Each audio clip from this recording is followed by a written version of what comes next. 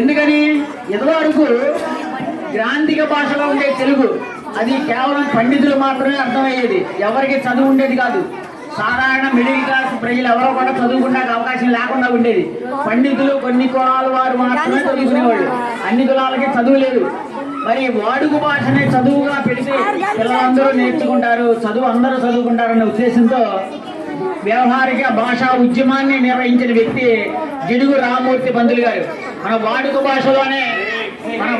వాడుక భాషలోనే చదువుకున్నట్టయితే పిల్లలందరూ చదువుకుని మంచి ఉద్యోగాలకు వెళ్తారన్న ఉద్దేశంతో జిడుగు రామమూర్తి పంతులు గారు ఏం చేశారంటే వాడుక భాషలో పుస్తకాలు రాయండి అని ఉద్యమం చేశాడు. అప్పటి వరకు ఉన్నటువంటి వాళ్ళందరూ కూడా ఏమన్నారంటే వ్యతిరేకించారు. ఎవరో చదువుకోవడానికి వీల్లేదు, మేము కొందరు మాత్రమే చదువుకోవాలి, అందరూ వెనకబడిపోయి ఉండిపోవాలి అని చెప్పేసి.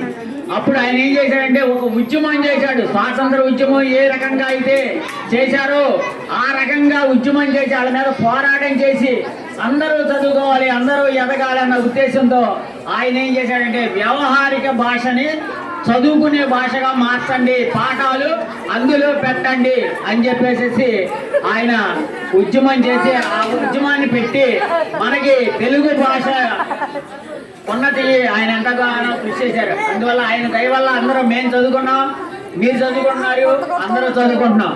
కాబట్టి తెలుగు భాష దినోత్సవంగా ఆయన పుట్టినరోజుని మనం జరుపుకుంటున్నాం. థ్యాంక్ యూ, మీరు అందరూ చక్కగా విన్నారు. అలాగే ప్రతి సంవత్సరం కూడా మేము ఉన్నా లేకపోయినా మీరు తెలుగు భాషని ఉద్ధరింపజేయాలి, మీరు బాగు చేయాలి, మీరు బాగుపడాలని కోరుకుంటూ అందరికీ శుభాకాంక్షలు అందజేస్తున్నాం.